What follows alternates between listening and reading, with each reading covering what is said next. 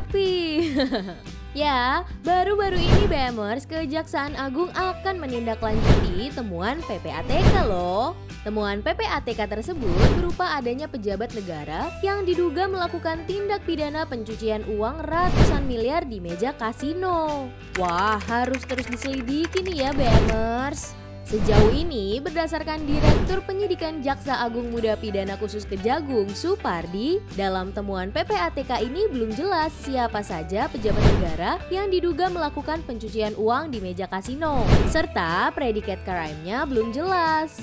Harus jelas dulu pejabat itu sehingga jadi ada gambaran predikat crime-nya, ujar Supardi, Direktur Penyidikan Jaksa Agung Muda Pidana Khusus Kejagung. Menurut Direktur Analisis Pemeriksaan 1 PPATK, Muhammad Novian, ada sejumlah pejabat yang melakukan tindak pidana pencucian uang melalui digital currency hingga kasino loh BEMers. Tapi kenapa bisa melakukan pencuciannya di meja kasino ya?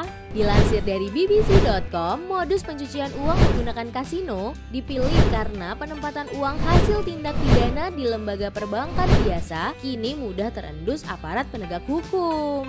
TPPU banyak dilakukan pelaku untuk menyamarkan atau mengaburkan asal-usul proses atau perolehan uang dari tindak pidana, seperti korupsi, pendanaan terorisme maupun transaksi narkoba. Dalam modul yang disusun oleh PPATK pada 2018, TPPU diklasifikasikan dalam 3 jenis tipologi, yaitu: pertama, penempatan atau placement, merupakan tahap pertama dalam TPPU di mana pelaku akan memasukkan harta hasil tindak pidana ke dalam sistem keuangan atau mengubah bentuknya. Misalnya, disimpan di perbankan, menyelundupkan ke negara lain baik tunai maupun elektronik, hingga mengkonversikannya menjadi aset lain seperti properti.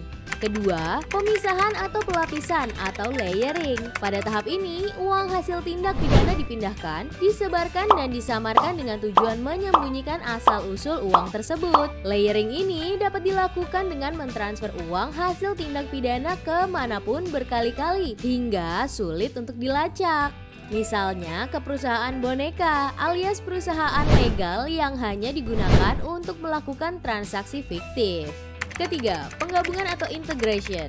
Dalam hal ini, pelaku TPPU akan langsung menggunakan uang hasil tindak pidana untuk diinvestasikan ke dalam kegiatan bisnis yang sah atau yang dimilikinya.